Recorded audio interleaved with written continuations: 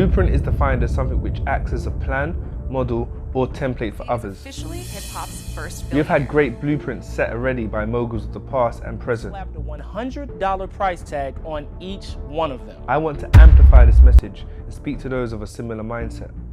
I speak to athletes, entrepreneurs, musicians, and those with ambition. Targets. That's all I've ever done. I welcome you to the Blueprint. Good morning. So we are in Essex to speak to super lightweight O'hara Davies. He's someone that's been in the game for quite some time, and over time he's evolved. And recently he's talking about a new state of mind, and that's talking investments. He's now talking building himself up as a brand, which is really the concept of the Blueprint. So it'd be great to talk to him and see how he's got to there. This is a really good performance from O'Hara There's Davies. no doubt O'Hara is a serious talent. Impressive speed and brutal power. He's built his reputation through a combination of talent, but also stirring up trouble. He's inversely built his community, and I want to find out how much of a conscious effort this is. Well, listen, firstly, it's good to see you. Good to see you. And you just smashed me up on Tekken now, so I'm a little bit mad. Easy work. But listen, like, congratulations on your fight recently. How did you find that? Hard. My first time that I've been injured in a fight. Yeah. I've never been injured. I've had about 21 fights now as a pro. Never ever had any pain, any damage in a fight. Never been injured. So that was my first time being injured, and it happened so early in the fight. It happened in round 3, and I was just there in between each round thinking, can I continue this fight? Yeah. Then I thought, fuck it. You've only got 6 rounds left, 5 rounds left, 4 rounds left. Just fight. Yeah. Like, you see, if you're fighting and you get injured, all the game plan goes out. Like, there ain't no game plan no more. It doesn't matter what you've learned in the gym. There ain't no game plan. All it is now is just fight and try to not go down. Try to hit him and try to not go down. That's it. That's the only game plan. There ain't no smart, be sharp, throw this shot, throw that shot. No, just throw. Yeah. You done well to last. Yeah. And you didn't really get. I guess the main thing is to obviously not get hit, and for you to do that. So I commend you on that. Yeah. And it is quite interesting that how you mentally battled yourself.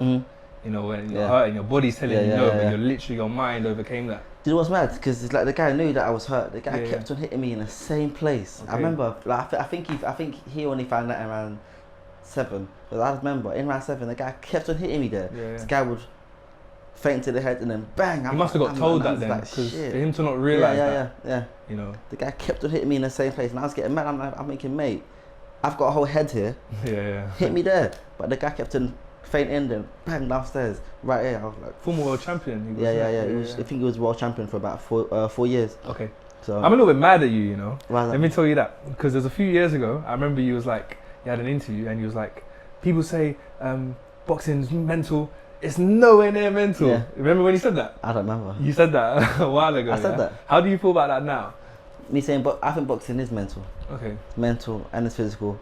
Like, to get out from bed and to train every day and to work hard is a mental thing. Otherwise, if it wasn't mental, everyone would be out there trying to box. But I've seen so many people that they come into boxing, they do it for about 6 months and then they quit because in this game it's not just a fight, it's the hard work and the training and that consistency and the whole dedication to get up and run day in, day out, to focus on your food. You can't eat shit. You can't be having burgers. You can't be out at night time. You can't club. You can't smoke. You can't do drugs.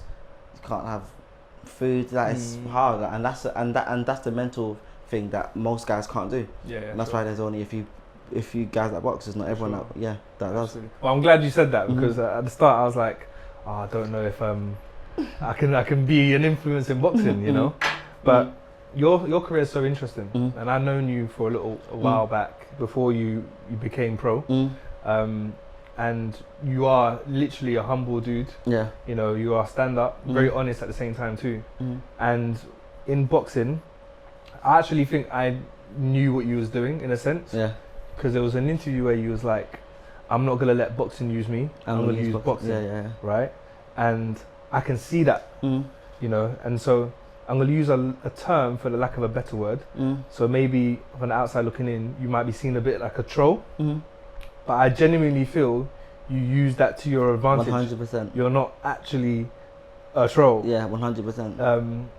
And I respect that, you know. And I respect that because you get people talking about you, you get people interested, and you actually get people wanting to see you flop. Yeah.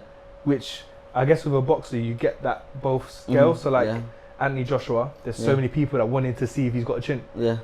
and people happy that he didn't win. Mhm. I'm not one of them, but boxing, you get that, Yeah. you know, and you've almost forced that. Yeah, You've yeah. got people that support and then people that Yeah. want that. What kind of got you to be like, to see that? I'm from Hackney. I can't sell any tickets. Yeah. I can't sell any tickets. And this game is a business. Boxing, as much as it is as a sport, is a business, just as much. And I remember first time when I met Eddie Hearn, when I sat down with Eddie Hearn said to me, "Listen, either you have to be an exciting fighter, or you've got to sell tickets. And you're from Hackney, Oldie. I know you can't sell any tickets. Yeah. So you have to be exciting in the ring and out." Yeah. And that's what Eddie Hearn said to me. And then I remember going home and I was like, that actually makes sense. This game is a business. It's about money. Yeah. If I'm not making them any dough on the tickets, he has to earn somehow. So I have to make his show exciting. Yeah. So I started coming online saying weird things, and then people were saying, "This guy's weird. I want to see him fight." And then I fight, and then I've been, you know, and then I'm just there taking these guys out, knocking them out, and then I'm still being weird. Like, and then I went blonde once. I was doing weird, obscene things, because that's what sells. If I come out there and I was like, "It's a world, it's a happy place. I love all you boxing fans." Boxing fans are not gonna come out like to come and see me fight. Why? Because for one, I can't sell. I ain't got any fans like that. So I had to come out and say, all of you guys are bums. All of you guys are trashed and you're bums. Yeah. And that made them hate me. It made them talk about me. But then at the same time, it made them come out to my fights. It made them pay money to come and get some tickets so that they can come and see me get beat. Yeah, sure. And then once I win, they're like, "Shit, okay, I'm gonna come out to his next fight again. I'm gonna buy tickets." And they kept on buying tickets. And to this day, those guys are still there buying tickets. That's good, man. And you built your community Yeah. in a way that is, I guess, very unconventional, but you did it, you know. And the mad thing is that boxing fans, they know what I'm actually doing. Like, it's like they can see that. They can see that as an act. But listen, boxing fans are thick people. Boxing fans are like sheep. They're thick. They're like the winds. Like, you can, like, I say one thing and then you'll go mad, and they know that I don't actually mean it. Like, they know that I'm only doing it because it sells.